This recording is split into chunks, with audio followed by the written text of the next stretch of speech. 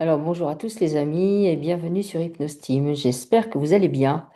Je fais cette petite vidéo parce qu'il y a beaucoup de gens qui nous demandent comment se sortir de tout ce qui se passe. Est-ce que ça va s'arrêter un jour? Est-ce que les choses vont s'améliorer ou au contraire continuer à se dégrader?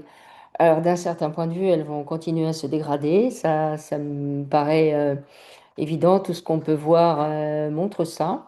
Ce que moi je capte montre ça aussi, que ça va continuer à se dégrader, c'est-à-dire que on va aller vers de plus en plus d'informations qui stressantes, mais aussi on va aller vers de plus en plus de réglementations, de lois qui vont être là pour nous contraindre, pour diminuer nos libertés, pour faire en sorte qu'on se sente de plus en plus mal, qu'on n'ait plus envie de sortir, qu'on n'ait plus envie d'aller à la plage parce que ce sera pollué partout, ni dans les lacs, et voilà. Et on voit que on va vers ça. Mais c'est pas une raison en fait pour déprimer, puisque c'est un peu comme toutes les fins de cycle, ou même si vous décidez de faire un grand ménage dans votre habitation, vous allez foutre le bordel avant que ce soit en ordre. Donc, on va dire que Gaïa, nous on est dans la partie Terre, mais Gaïa, la planète, elle a sa propre évolution qui ne dépend pas forcément de nous. C'est-à-dire qu'elle a son identité propre et elle suit, on va dire, qu'elle suit son chemin. Et nous, on est posé sur cette partie qu'on appelle la Terre, où il y a une très très grosse anomalie, vous l'avez tous constaté. Donc jusqu'à présent, on était dans une période involutive où on va dire que peu de gens avaient la conscience de ce qui pouvait se passer, qu'on était emprisonné, etc., etc. Et depuis un certain nombre d'années, donc certains disent à peu près depuis 50-60 ans. En fait, on a reçu des informations pour nous dire un peu de nous réveiller. Et du coup, alors il y en a qui les ont eu avant, hein, évidemment, hein. Tout ça, il faut pas s'arrêter aux chiffres. Il faut pas catégoriser les choses en disant bah, de là à là c'est ça, puis de là à là c'est ça, parce que en plus de ça, les tireurs de ficelle, ils adorent que vous fassiez ça. Donc, il faut arrêter de faire ça. Mais disons que on a un accès à, on va dire, à plus de lumière. On a la capacité d'augmenter nos taux vibratoires. On a la capacité de voir plus facilement au-delà des voiles de l'illusion et des voiles matriciels. Ce qui fait que de plus en plus de gens, du coup, sont dans cet accès à plus de conscience, plus de souveraineté, et se sont dit déjà depuis un bon moment, non mais là, il y a un truc qui cloche. Donc, on va dire que d'une période involutive, on a accès depuis quelques années, donc, à une période évolutive qui va continuer à accroître de plus en plus, avec de plus en plus de gens qui vont se réveiller. Mais vous voyez bien que la majorité, pour l'instant, elle n'est pas vraiment réveillée. Ce qui fait que comme nous dépendons quand même de la majorité et que la majorité, on va dire, elle donne son consentement aux tireurs de ficelle, on voit bien que les tireurs de ficelle, c'est pas forcément deux mains qui vont tous se casser la gueule ou faire leur petite valise et nous laisser tranquilles. Donc, qu'est-ce que ça signifie, ça? Ça signifie que des difficultés et risque, de mon point de vue, d'y en avoir encore d'autres avec des gros dérèglements climatiques parce que il y a tout ce qu'ils font avec ARP, avec leur ingénierie, avec les chemtrails et tout le reste. Ça, effectivement, ils le font depuis très longtemps et ça s'aggrave. Ça s'aggrave parce que sur Gaïa, il y a des mouvements climatiques aussi, des mouvements, des plaques, enfin plein de mouvements comme ça, puisqu'elle suit sa propre croissance et que du coup, on va dire, elle se secoue pour faire un nettoyage. On va dire que eux, les tireurs de ficelle, surfent sur la vague pour accentuer ça à leur manière. Donc, s'il faut rajouter un peu de flotte pour qu'il y ait des inondations partout, allons-y gaiement. S'il faut faire tout cramer pour que du coup on ait vraiment la sensation qu'on va cuire, allons-y aussi. Donc ils font ça. Donc ça signifie quoi? Ça signifie qu'il faut être prêt à ce que l'environnement ne soit pas forcément favorable à ce que vous puissiez étaler votre serviette sur la plage pour vous dorer la pilule ou jouer au ballon avec votre toutou préféré. Voilà, ça c'est la première chose. Mais ça ne veut pas dire en fait que vous pouvez rien faire. Bien au contraire, c'est l'occasion de faire des choses. C'est l'occasion de mettre en place, par exemple, d'aller vers plus d'autonomie. Vous voyez bien que s'ils répandent des tas de trucs, c'est pour être sûr que vous puissiez plus cultiver dans votre jardin vos petits légumes, par exemple. Ça, c'est un exemple pour que vous alliez acheter ceux du supermarché qui sont quand même sacrément plus jolis, on est d'accord, hein? Donc, il faut que bien que vous fassiez fonctionner la machine. Donc, ils vont vous contrecarrer par tous les moyens. Là, je lisais un truc où, en fait, ils sont en train de se poser la question, combien de poules est-ce que vous avez le droit d'avoir quand vous êtes un particulier? Eh bien, c'est évident que dans un certain temps, vous allez devoir aller déclarer à la mairie combien de poules vous avez. Eh oui, on va en arriver là. Donc ça signifie que ben, il va falloir œuvrer d'un certain point de vue, d'une manière silencieuse. Vous savez, il va falloir être un peu renard. Ça, c'est la première chose. Et ensuite, il va absolument falloir que vous fassiez quelque chose pour vos émotions, vos programmes, vos croyances, tout ce qui fait que vous-même, vous tenez dans le système, à savoir vous êtes impacté par ce qu'ils font. Il faut arriver à un moment donné où vous ne devez plus être impacté par ce qu'ils font. C'est la seule solution. Parce que sinon, ben, en fait, vous n'avez plus de vie et ça correspond à ce qu'on me dit. Ouais, mais ce serait bien d'amener des réponses positives parce que franchement, là, les gens, ils sont au bord du gouffre. La seule solution, en fait, donc, nettoyer ses programmes, ses croyances, ses émotions, sera revenir à sa souveraineté, arrêter de douter. Donc, ça signifie quoi, ça? Qu'il va falloir revenir au fait ben, qu'on est seul. On est seul. Et en fait, on est tout le temps seul.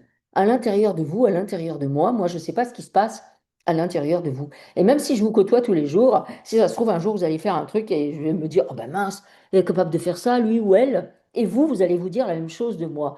Donc, on ne connaît jamais les gens par cœur. On ne connaît pas leur trauma. On ne sait pas de quoi ils sont faits. Même si on veut que tout se rassemble et qu'on soit mis dans la même salade. Mais non, c'est surtout de cette salade dont il faut sortir. Il faut sortir de cette salade pour justement aller voir de quel bois vous vous chauffez réellement. C'est-à-dire, en fait, elle en est où votre connexion à votre lumière qui est au-delà du plan matriciel. Appelez-la l'esprit si vous le souhaitez. Moi, j'ai tendance à utiliser ce mot, mais vous pouvez utiliser le mot que vous voulez, c'est-à-dire au-delà du plan matriciel qui englobe, enferme votre âme, votre ego, le petit personnage que vous jouez. Au-delà de ça, il y a cette lumière puissante, il y a ce que vous êtes, qui est inaltérable, qui est pure volonté, qui est toute puissante et qui est intelligente surtout. Donc ça signifie que, ok, vous êtes en prison, ok, ils veulent vous faire du mal, ils veulent nous faire du mal, ils veulent pas qu'on soit bien, ils veulent qu'on rentre dans leur case, ils veulent qu'on fasse tous pareil. Ok, ben comment je vais pouvoir me débrouiller pour que malgré tout ça, je me sente bien. Eh bien, déjà, la première solution pour se sentir bien, c'est accepter d'être seul. Accepter d'être totalement seul avec vous-même. Mais il y a énormément de gens, en fait, qui se sont jamais posé la question. Alors, on se mariait, on se marie toujours, hein, mais disons qu'on se mariait, et puis on restait longtemps avec la personne, et puis du coup, eh ben, ça comblait notre solitude, cette histoire-là, à savoir qu'on n'allait pas la voir. Sauf que maintenant, ben, on voit bien, les mariages, c'est parti en cacahuète. Il y a énormément de gens qui sont seuls et ils n'ont qu'une idée en tête, c'est de se dire, il faut absolument que je retrouve quelqu'un parce qu'il faut que je comble ma solitude. C'est pas comme ça que ça marche. Acceptez votre solitude, acceptez d'être comme sur un fil. Et quand vous êtes sur ce fil, à gauche, il n'y a rien, à droite, il n'y a rien, et devant, vous ne savez pas forcément où vous allez. Et derrière, c'est terminé. Le fil a disparu. C'est comme ça qu'il faut que vous soyez. Et en étant comme ça, vous devez vous sentir bien. Et ça, c'est un vrai travail que vous devez faire. Vous n'avez pas d'autre choix que de faire ce travail-là. Vous n'avez pas d'autre choix que de revenir à vous. Et si vous regardez, eh bien, eux, ils veulent vous ramener à l'ensemble. Eux, ils veulent faire des groupes. Eux, ils veulent récupérer vos données. Eux, ils veulent que vous alliez tous dans le même grand supermarché qui fait tout. Eux, ils veulent que vous alliez tous regarder le feu d'artifice, être je ne sais pas combien de milliers à regarder la programmation que génèrent les fusées qui montent dans le ciel. Eux, ils veulent ça. Donc, revenir à soi, revenir à sa solitude, ressentir ce que ça fait, la solitude. Ça ne veut pas forcément dire que vous êtes seul, que vous vivez vous voyez ce que je veux dire? La solitude, c'est pas forcément, oh là là, je suis tout seul, j'ai peur. Non, c'est comment vous l'interprétez en fait. Comment vous le vivez? Parce qu'au niveau de votre esprit, en fait, vous n'êtes pas seul, puisque vous l'avez lui, et que lui, il est votre essence. Donc vous ne pouvez pas, vous devez changer votre regard là-dessus, parce que les choses, elles vont changer à partir de vous. C'est à vous de vous créer l'environnement qui va faire que vous vous sentez bien dans votre peau. Et peut-être que pour créer cet environnement, il faut sacrément sortir de votre zone de confort, à savoir votre maison que peut-être vous avez achetée. Alors oui, vous avez mis tout votre argent dedans. Et du coup, c'est un toit. Et vous vous dites, un tien vaut mieux que deux, tu l'auras. Donc du coup, j'y reste. Mais peut-être que ce n'est pas la solution. C'est peut-être la solution d'y rester, de faire un grand ménage, de repeindre les murs, le plafond, je ne sais pas, de virer toute la déco qui est antédiluvienne, de vider les cartons de souvenirs. Mais ça peut être aussi de partir en courant, d'aller voir ailleurs comment ça se passe. Et en fait, si vous regardez, on est tous plus ou moins sclérosés. Et pourquoi on est sclérosé? Parce qu'on regarde le voisin d'à côté, on se dit, mais et il fait quoi lui? Hein? Il fait quoi lui, le voisin d'à côté? Il n'aurait pas, je sais pas, un conseil. Il pourrait pas valider ce que j'ai envie de faire, le voisin d'à côté? Il pourrait me dire, oui, Nathalie, ce que tu veux faire, c'est bien. Eh ben non, n'attendez plus la validation de Pierre, Paul, Jacques. Apprenez à écouter ce qui se passe là-dedans.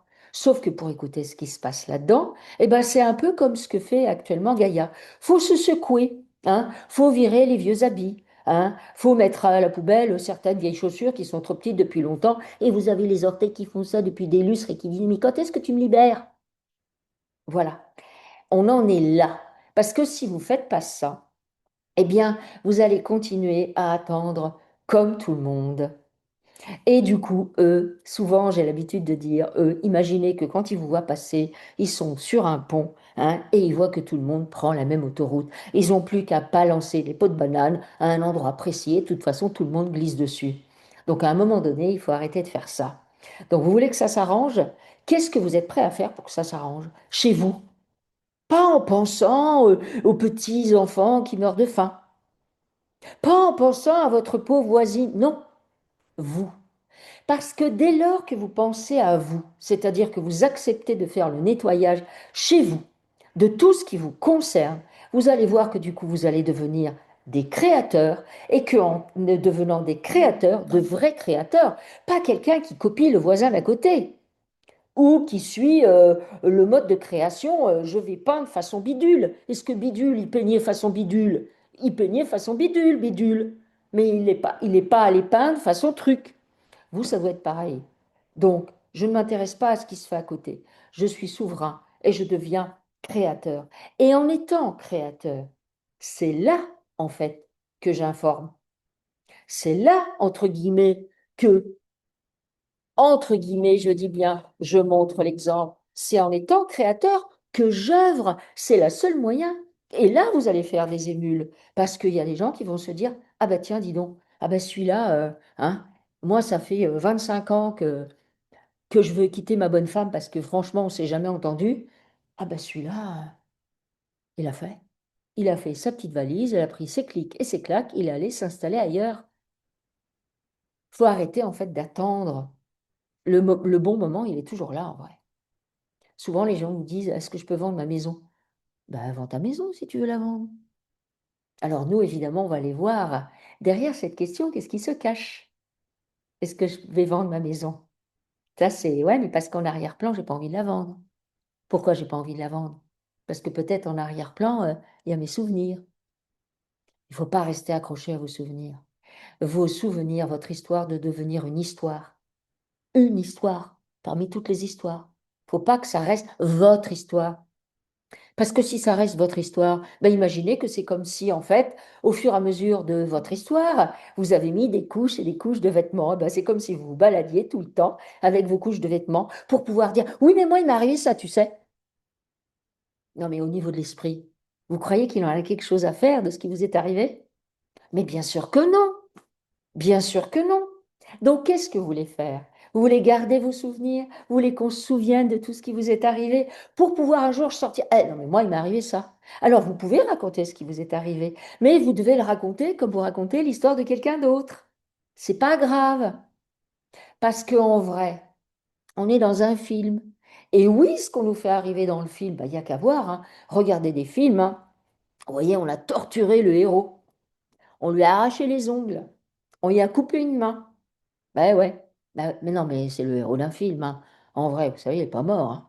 On est d'accord. Sauf que nous, on y croit, ça. On y croit parce que c'est tellement bien fait.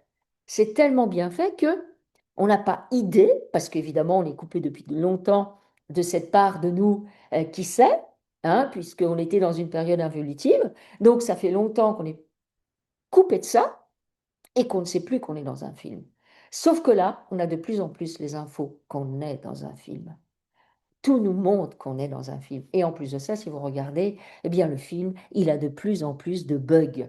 On voit de plus en plus de bugs matriciels où on a l'impression que le réalisateur du film, ben, des fois, il a oublié des personnages, ou alors des fois, bon, ben, c'était le bras droit, puis finalement, ben non, c'est le bras gauche, dis donc. Ben attends, je savais ce que j'avais vu juste avant. Vous voyez ce que je veux dire? Donc voilà, si ça peut vous aider, eh bien, n'oubliez pas que vous êtes créateur, que vous êtes souverain et que tout passe avant toute chose par vous. Et que si vous voulez voir une amélioration dans votre vie, eh bien, dites-moi en commentaire qu'est-ce que vous comptez faire pour ça. Et ne me dites pas, non, mais c'est une question d'argent. Moi, j'ai passé la majorité de ma vie avec vraiment pas beaucoup d'argent. Et pourtant, j'ai fait ce que je voulais. Donc, ce n'est pas une question d'argent. À bientôt.